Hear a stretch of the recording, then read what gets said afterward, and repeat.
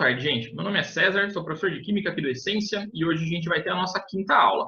Vamos falar um pouquinho sobre geometria molecular e como a polaridade das moléculas afetam no comportamento das substâncias. Preparei um slidezinho para vocês acompanharem bem o que eu vou falar. Estou espelhando ele para vocês. Se vocês sentirem a necessidade, é só pausar o vídeo em cima do slide que vocês vão melhor entender. O slide está carregado de informação, então caso vocês não entendam alguma coisa, eu falar muito rápido, vocês podem pausar e ver um por um, ok? Então vamos lá. Geometria molecular é basicamente o formato, o arranjo, né, que as moléculas ocupam no espaço. Esse arranjo, ele muda em função de algumas propriedades. Que propriedades são essas? O número de átomos que compõem a molécula, isso vai afetar a geometria que elas assumem, e como é a disposição dos elétrons do átomo central. Se ele tiver pares de elétrons livres, ele pode afetar nessa formação da geometria molecular, ok? Antes da gente aprofundar um pouquinho melhor no tema, só para lembrar uma coisa, vou falar sobre a teoria da repulsão dos elétrons da camada de valência. Eu já comentei isso na aula 3, se eu não me engano, quando a gente estava falando de algumas partículas subatômicas, mas só para lembrar é o seguinte, os elétrons, galera, como vocês sabem, são os responsáveis pelas ligações químicas, né? O ato de ir e vir desses elétrons é o que realiza essas ligações. Os elétrons são partículas que não têm massa, porém têm muita carga. Essa carga é uma carga negativa, ou seja, né, ela tem propriedades que fazem com que sempre que eu aproxime ou tente aproximar um elétron de um determinado átomo com um elétron de outro átomo, esses elétrons vão se empurrar, fazendo uma coisinha chamada repulsão. Toda vez que eu tenho cargas idênticas, né, tanto positivo quanto negativo, essas cargas tendem a se empurrarem umas às outras. Essa é a repulsão eletrônica. Então, mesmo os elétrons participando das ligações químicas, trocando, né, de um átomo, indo para o outro átomo, ainda assim, eles têm que tomar o cuidado de ficar afastados de outros elétrons que estão ali próximos a eles, graças a essa carga. E essa repulsão também é um fator determinante na hora de falar da geometria molecular. Eu coloquei para vocês aqui, ó, dois exemplozinhos para a gente entender. A primeiro exemplo, eu tenho uma molécula de gás cloro, o Cl2, né, um cloro ligado no outro. Eles estão fazendo uma ligação covalente, portanto, eles estão compartilhando um elétron cada um. O cloro é um elemento da família 7A, então ele tem 7 elétrons da última camada. Para ele ficar estável, de acordo com a regra do octeto, ele só precisa de um emprestado. Por isso, eles conseguem compartilhar um com o outro. Dito isso, galera, reparem o seguinte, esses elétrons, né, eles estão sendo compartilhados entre dois átomos, porém os elétrons eles têm que ficar o mais afastados possível. Enquanto um átomo está aqui, o outro átomo tem que ficar exatamente a 180 graus dele, né, na mesma linha do horizonte, mas o mais afastado que eles conseguirem. Porque um elétron de um átomo vai repelir os elétrons do outro átomo, ok? No caso da água, que é um pouquinho diferente, né? Por que é um pouquinho diferente? Porque a água, ela dá o oxigênio da família 6A, portanto tem 6 elétrons na camada de valência, precisa apenas compartilhar 2 para ficar estável com 8, ok? E o hidrogênio, que é uma exceção à regra, esse elemento ficaria estável, né, com 2 elétrons apenas. Então, o que acontece? O oxigênio está compartilhando um dos elétrons dele com o hidrogênio, do outro lado a mesma coisa, porém, ainda sobra no meu oxigênio elétrons que não são usados nessa ligação química, que a gente chama de elétrons livres, ou melhor, pares de elétrons livres. Como o oxigênio tinha 6 elétrons e usou apenas 2 para fazer ligações covalentes, ele ainda sobrou 4 elétrons, ou 2 pares de elétrons livres. Esses elétrons que estão livres, eles ainda vão afetar a ligação química, porque mesmo estando livres, eles ainda são negativos e tentam repelir os elétrons que estão fazendo ligação. Então, a formação, ou melhor, a geometria da minha molécula vai ser alterada graças à presença deles. Então, o átomo central, dependendo da quantidade de elétrons livres, pode e vai alterar a geometria, ok? Vamos entender um pouco mais pontualmente, porque eu separei geometria por geometria para a gente entender. O primeiro caso de geometria acontece em moléculas que têm apenas 2 átomos, né, moléculas diatômicas, e o nome técnico dessa geometria é AX, que representa os 2 elementos químicos que tem lá dentro, ok? Bom, sempre que eu tiver 2 elementos químicos, obrigatoriamente, né, a minha geometria apresentada vai ser uma geometria linear, porque o elétron de um átomo tem que ficar o mais longe possível do elétron do outro átomo. Então, eles ficam um de frente com o outro na linha do horizonte. Então, sempre que eu tiver moléculas diatômicas, sempre a geometria vai ser linear. Até porque não tem átomo central. Se eu tenho dois átomos participando da ligação, não tem como eu dizer qual que é o cara do centro, ok? Então, isso não tem como afetar a ligação. Então, regrinha, galera. Dois átomos, sempre geometria linear. Agora, por outro lado, quando a gente tem três átomos, né, fazendo parte da molécula, aí a geometria pode acontecer de duas formas. Ou ela acontece da forma linear, igual aconteceu quando tinha dois átomos, ou ela vai acontecer da forma angular, ok? O que muda, né, de um para outro? O posicionamento dos ligantes e o ângulo, né, entre um ligante e outro. Vamos entender primeiro a geometria linear. Quando eu coloquei de exemplo aqui, ó, eu coloquei o gás CO2, ou gás carbônico. Esse cara tem como elemento central o carbono, que é da família 4. Então, ele tem apenas 4 elétrons na camada de valência. Isso faz com que, para ele completar os 8 que ele precisa, ele tenha que compartilhar 2 dos elétrons dele com um oxigênio e 2 com outro. Ou seja, no átomo central não sobrou elétrons. Então, se não sobrou elétrons, eles não vão empurrar os ligantes. Então, o que vai acontecer? Eu vou ter o meu átomo central aqui, um dos ligantes vai ficar de um lado e outro ligante, obrigatoriamente, deixa eu ver se eu acho outra caneta, outro ligante vai ficar do outro lado. Então, eu tenho um átomo central aqui, um ligante aqui, o mais afastado possível um do outro. O ângulo formado, então, vai ser de meio círculo, 180 graus, ok? Porém, todavia, entretanto, quando o meu átomo central apresenta elétrons que não foram utilizados, como o exemplo da água, porque o oxigênio é da família 6A, portanto, ele só compartilha 2 elétrons para ficar estável e ainda sobra 4 elétrons, ou seja, 2 pares de elétrons livres dentro deles. Esses elétrons que sobraram no elemento central é como se eles estivessem flutuando aqui em cima. Então, imagina que isso aqui é um par de elétrons e esse pregador é outro par. Então, o que vai acontecer? Como eles vão empurrar os ligantes, eles vão fazer os ligantes irem para baixo, ok? Os ligantes não vão conseguir ficar mais alinhados, como se fossem linear. Eles vão ser empurrados porque esse par eletrônico vai empurrar, vai sofrer repulsão no elétron que está fazendo a ligação. Então, quer dizer que a gente vai ter o formato dos ligantes, um formato angular, que é como se minha molécula tivesse um ângulo. Por quê? Na hora de representar a molécula, eu nunca represento o par de elétrons livres. Eu sei que ele existe, mas eu não ponho. Então, a molécula fica assim, como se ela tivesse um ângulo. Não sei se vocês estão enxergando bem, ok? Então, isso, né, é uma referência aos elétrons livres do átomo central. O ângulo de formação entre os ligantes é de 104,5, ok? Então, recapitulando, quando a molécula tem 3 átomos, eu tenho 2 possibilidades. Ou geometria linear ou geometria angular. Quando eu tenho pares de elétrons livres no ligante, no átomo central, é uma geometria angular. Quando eu não tenho elétrons livres no átomo central, geometria linear. Ok? Próximo exemplozinho. Quando a gente tem moléculas com 4 átomos, né? O nome técnico delas é AX3, ok? Ou um átomo central, que é o A, e X3, que são 3 ligantes em volta desse átomo central. Eu coloquei de exemplo para vocês aqui, ó, 2 exemplos, na verdade, 3 exemplos, né? O BF3, que é o trifluoreto de boro. Eu acho muito interessante esse exemplo. Por quê? Eu tenho um boro como átomo central. O boro é da família 3A, portanto, ele tem 3 elétrons na camada de valência. E em volta desse cara, né, tem 3 ligantes, que são os flúores, que eles são da família 7 e eles têm necessidade de pegar apenas um elétron daquele boro. Então, eles compartilham apenas um elétron dele. Como o boro vai ficar como elemento central e ele só tem 3 elétrons, então quer dizer que ele vai encaixar um ligante em cima, um ligante mais ou menos inclinado de um lado, outro ligante mais ou menos inclinado do outro. A geometria que ele vai ficar vai parecer um triângulo de longe. A gente vai chamar isso de geometria trigonal plana, ok? Essa geometria só acontece porque o átomo central, que é o boro, não tem pares de elétrons livres, ok? Então, ficaria mais ou menos nesse formato aqui.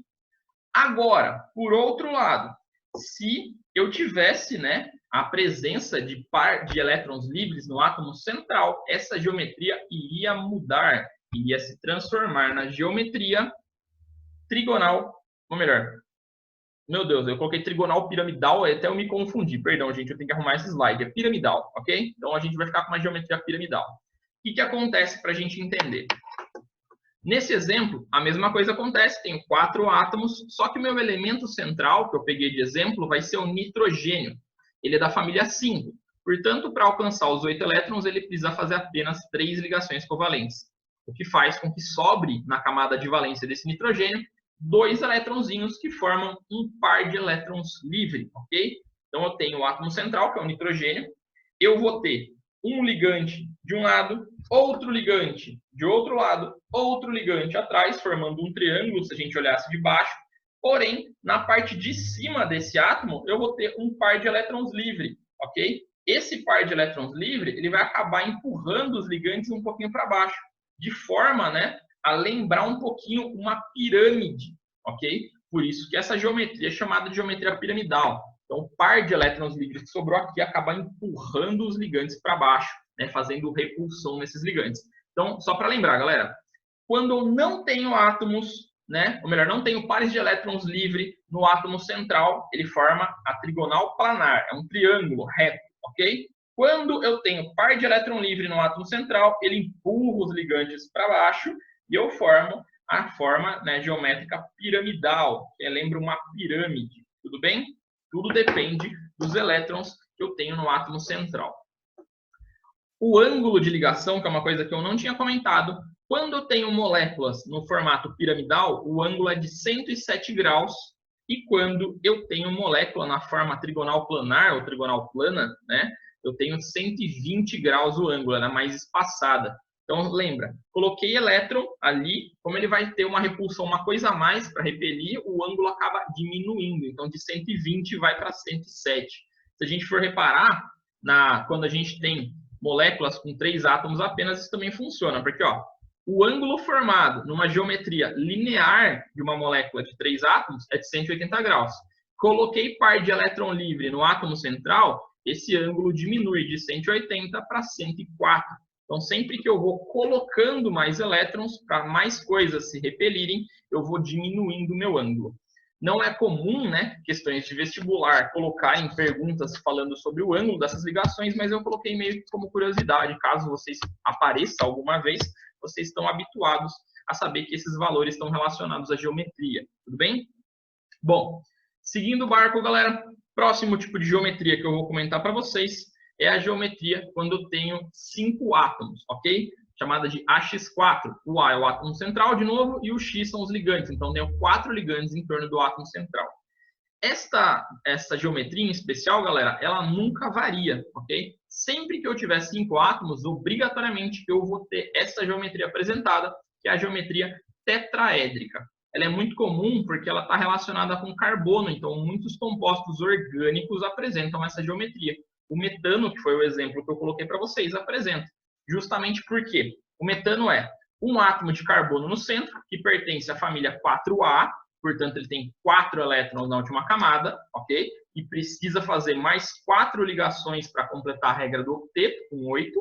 E ele pega 4 hidrogênios. Esses hidrogênios, né, eles são colocados ao redor do átomo central, ok? O hidrogênio só precisa compartilhar apenas um elétron e ele forma como se fosse uma pirâmide, né? Um pouquinho mais bem formada, vamos dizer assim, do próprio piramidal. Ele fica com o ligante para cima e outros 3 ligantes para baixo, de forma a que eles tenham o máximo de distância um do outro.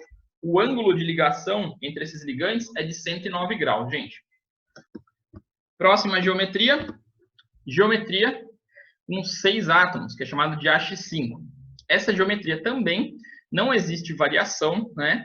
Ela sempre acontece na forma bipiramidal, onde a gente tem um átomo central, e nesse átomo central eu tenho ligado em volta dele, literalmente, 5 ligantes. Esses ligantes aparecem da seguinte forma, eles lembram muito a trigonal plana em relação ao átomo central, porque eles ficam ligados em forma de um triângulo, se a gente olhasse de baixo no átomo central, e além desses 3 ligantes, eu também tenho um ligante na parte de cima e um ligante na parte de baixo, ok? Então, ela ficaria mais ou menos fazendo como se fosse 2 pirâmides, uma pirâmide em cima, uma pirâmide embaixo, e por isso leva o nome de bipiramidal, ok?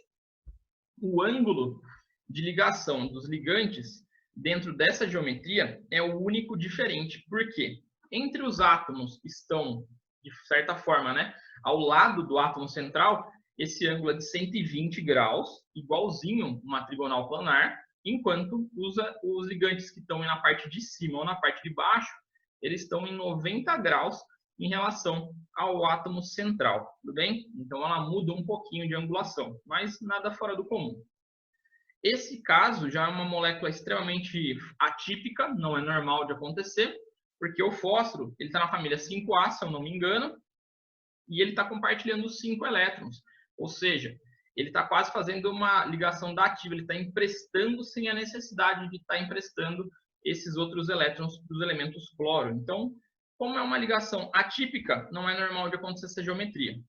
A última geometria que eu vou falar hoje, né, que acontece quando a molécula tem 7 átomos, também é uma geometria muito rara de acontecer, quase um Pokémon lendário, galera, quase nunca aparece. Se aparecer, vocês vão ver. Como é que funciona? Átomo central, 4 ligantes em volta do átomo central, um ligante em cima e um ligante embaixo. Então é como se ela formasse um X no meio, ok? Além desse X, eu tenho um ligante para cima e um ligante para baixo. Deixa eu ver se eu recolho canetas aqui em casa suficientes para mostrar para vocês como ficaria. Então peguei 1, 2, 3, 4 canetas. É como se fosse uma cruz, olhando de baixo o átomo central. Quando a gente volta ele para o plano normal, eu tenho mais um ligante em cima e um ligante embaixo. Está faltando uma trava escolar aqui para mim fazer essa estrutura, ok? Então, 8 ligantes. A distância entre um ligante e outro é de 90 graus.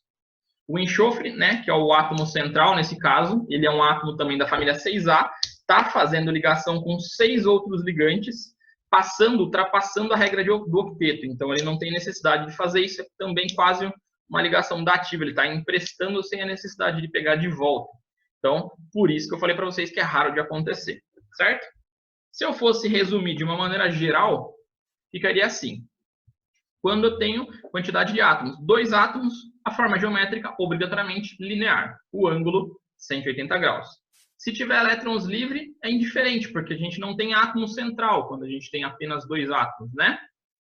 Próximo tipo, quando eu tenho 3 átomos na minha molécula, essa geometria pode ser linear ou angular.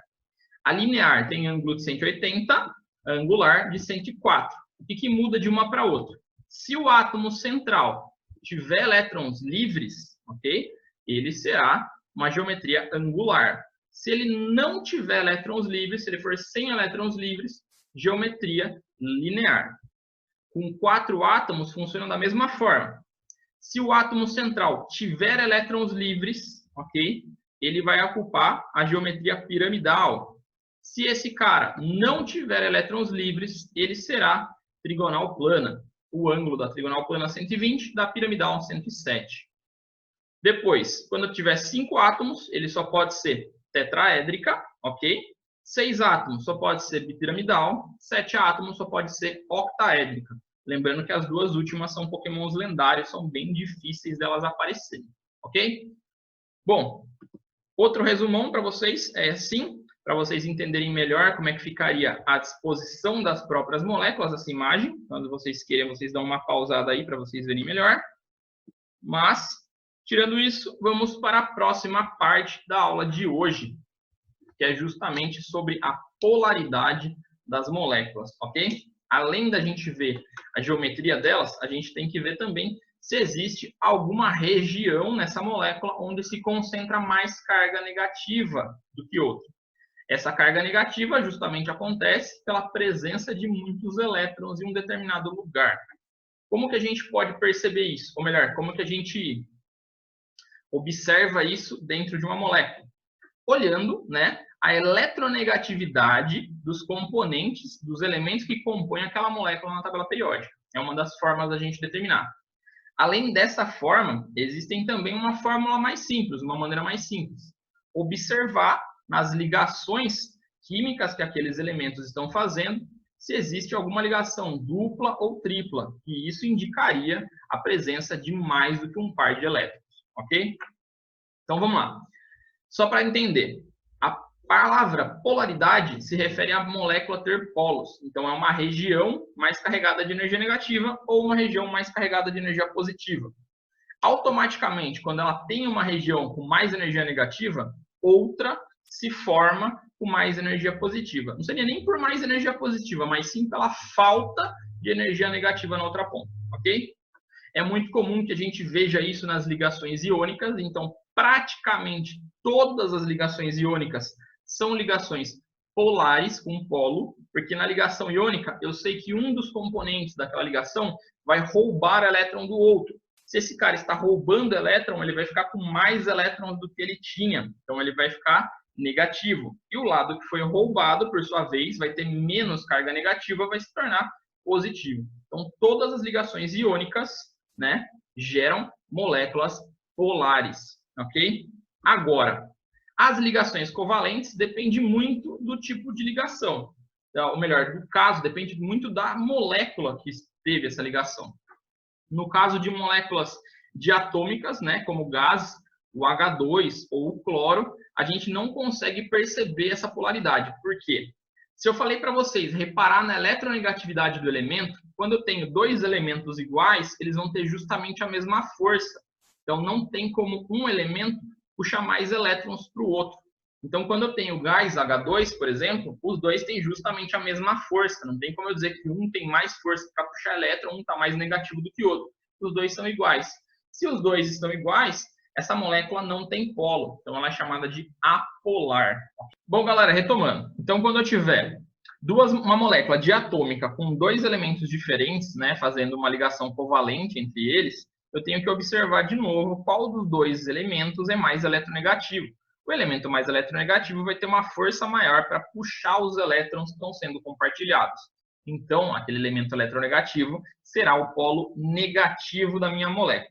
No caso do ácido clorídrico que eu mostrei para vocês, é fácil de observar.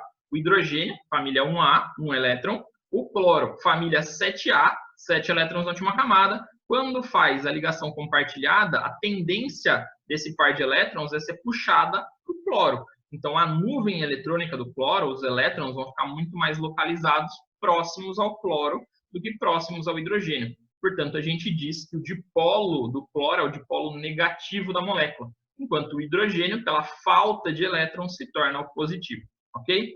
Coloquei para vocês também uma regrinha, né, que mostra a ordem de eletronegatividade dos elementos, começando do mais fraco e indo para o mais forte. Então, o elemento que tem menos eletronegatividade é o hidrogênio. Depois ele vai crescendo, ó. Fósforo, carbono, o enxofre, o iodo, o bromo, o cloro, que já é muito eletronegativo, o nitrogênio, o oxigênio e o mais poderoso de todos, o vilão dos 7 mares, é o flúor, que é o elemento mais eletronegativo da tabela periódica. Ele sendo ligado com qualquer elemento, ele sempre vai puxar os elétrons para perto dele, sempre vai criar polos negativos onde ele estiver, ok? E uma frasezinha para a gente decorar, né, a ordem desses elementos do mais eletronegativo para o menos, fui ontem no Clube Brasil e só comi pão húngaro. Então, se você tiver que definir, né, a força dos ligantes, ou melhor, decidir qual é mais eletronegativo, aí você pode utilizar isso aqui, ok? Bom, dito isso, existem também casos de moléculas que são maiores do que moléculas diatômicas, que têm mais átomos, como, por exemplo, moléculas com 5, 6 átomos. E para a gente definir se essa molécula é polar ou não, a gente tem que medir, vamos dizer assim, a eletronegatividade de cada canto da minha molécula. E isso, graças à geometria molecular, nos permite fazer. A gente vai fazendo essas medidas e vai gerando valores de vetores. Se a molécula tiver uma força resultante de igual a zero, a gente diz que ela é apolar. Se a molécula tiver uma força resultante diferente de zero, a gente diz que ela é polar, que tem uma região mais negativa. Como que a gente faz isso? A gente compara a eletronegatividade dos átomos que estão fazendo ligação química, sempre lembrando que o átomo mais eletronegativo puxa os elétrons, e a gente vai analisando um por um. Vou colocar um exemplo para vocês aqui para a gente analisar, ó. Vários exemplos. O primeiro, letra A, cloro com cloro. As duas têm a mesma força, não tem como o elétron ir para algum canto. Então, ela é apolar. Segundo exemplo, a gente tem o H2S. O enxofre é o átomo central e os hidrogênios do lado. A geometria nessa situação aqui seria uma geometria angular, porque existem pares de elétrons livres no enxofre. E esse cara também é mais eletronegativo que o hidrogênio. Então, quer dizer que os elétrons dos dois lados estão sendo puxados para ele. Então, a região negativa da molécula é próxima ao enxofre. E a positiva é próxima aos dois hidrogênios. Então, é uma molécula polar. No caso aqui, ó, da ligação do SO2, onde eu tenho um oxigênio com ligação dupla, um enxofre no centro e um oxigênio com ligação simples depois, eu tenho, né, que a região mais negativa é a região próxima do centro de novo, porque além de ter um par de elétrons livres ali no centro, a gente também tem a presença da ligação dupla. Então, quer dizer que do enxofre para o oxigênio com ligação dupla é mais eletronegativo do que o outro lado, que só tem um oxigênio fazendo uma ligação simples. É como se os elétrons estivessem mais agrupados do lado de cada molécula, por isso ela é polar. No caso do ácido iodídrico, o HI, é fácil de perceber. Como eu falei para vocês, o hidrogênio é o cara que tem menor eletronegatividade e o iodo tem uma eletronegatividade legal, então os elétrons estão mais localizados próximos ao iodo, por isso ele é polar. No outro caso agora, a gente tem o exemplo E, eu tenho um fósforo no meio, né? E eu tenho 3 cloros em volta. Apesar dos cloros serem muito eletronegativos, mais eletronegativos que o fósforo, por assim dizer, eles vão puxar cada um em sua direção, porém, o fósforo vai ter um par de elétrons livres ali em cima, e isso acaba meio que direcionando os elétrons, né, ou melhor, a parte negativa, em direção ao átomo central. Então, a gente vai dizer que a gente tem um vetor para cima nesse elemento aqui, por isso ele é polar, ok? Fica meio difícil de entender isso, a gente precisaria estar observando uma molécula em 3D para entender melhor, mas dá para a gente quebrar o galho olhando essas moléculas aqui. Próximo exemplo, galera. A gente tem um átomo central que é o carbono, fazendo ligação com 2 hidrogênios e um oxigênio. Se a gente olhar a eletronegatividade dos elementos envolvidos, o oxigênio é mais eletronegativo. E além disso, está fazendo uma ligação dupla com o carbono. Quer dizer que os elétrons estão sendo deslocados para ele. Ele vai ter mais força de atração dos elétrons do que os próprios hidrogênios aqui do lado. Então, a molécula é polar. Exemplo de baixo, exemplo G, tenho um nitrogênio fazendo ligação tripla com outro nitrogênio. Apesar da ligação, né, ser tripla, os dois elementos que compõem essa ligação têm a mesma força, então é uma molécula apolar. Você fala assim, professor, então quer dizer que para ser uma molécula apolar, ela tem que obrigatoriamente ser feita do mesmo elemento? Não. Existem moléculas, né, um monte de elementos, com vários elementos que também são apolares, ok? Bom, dito isso, a gente pode ver aqui o exemplo, o S2C, que o carbono é o elemento central e o enxofre é dos lados, apesar do enxofre ser bem eletronegativo, os dois enxofres puxam com a mesma força os elétrons, então a gente diz que a molécula é apolar, tem elétron dos dois lados da mesma forma. E o último caso, a gente tem ali, ó, um carbono central e 4 bromos em volta, que são elementos extremamente eletronegativos. Eles vão puxar os elétrons em direção ao bromo. Só que como cada um dos bromos está numa direção oposta, então é como se a força deles se anulasse e o vetor resultante ser igual a zero. Portanto, é uma molécula apolar, ok? Porém, todavia, depois que eu falei isso para vocês, eu tenho uma regrinha que eu gosto bastante de utilizar, que simplifica muito o nosso trabalho na hora de calcular ou perceber a polaridade das moléculas, gente. É chamada de regra da agulha. Eu que chamei, na verdade, né? Porque é um macete. Bom, essa regra, ela consiste basicamente no quê? Em pensar o seguinte, se eu pegasse a minha molécula e equilibrasse ela exatamente a parte do meio da molécula, em cima de uma agulha, vocês acham que a molécula ia ficar equilibrada ou ela ia cair? Se ela fosse cair, você entenderia que algum dos lados dela parece ser mais pesado do que o outro. Se esse lado parece ser mais pesado, provavelmente aquele lado é mais negativo, ok? Agora, se uma molécula tende a ficar equilibrada, quer dizer que os dois lados dela têm a mesma proporção, são de certa forma iguais, isso significa que a energia está bem distribuída. Então, é uma molécula apolar.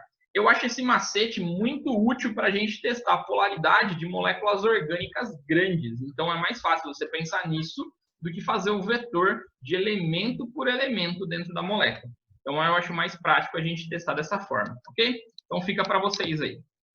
E última regrinha do dia é que a polaridade também afeta no comportamento das substâncias da seguinte forma. Substâncias polares conseguem se dissolver em outras substâncias polares. Por exemplo, água é polar. Álcool também é polar. Eu consigo dissolver água em álcool, tanto que a gente consegue fazer o nosso álcool 70, que ultimamente está fazendo carros pegar fogo, graças a essa capacidade de dissolver.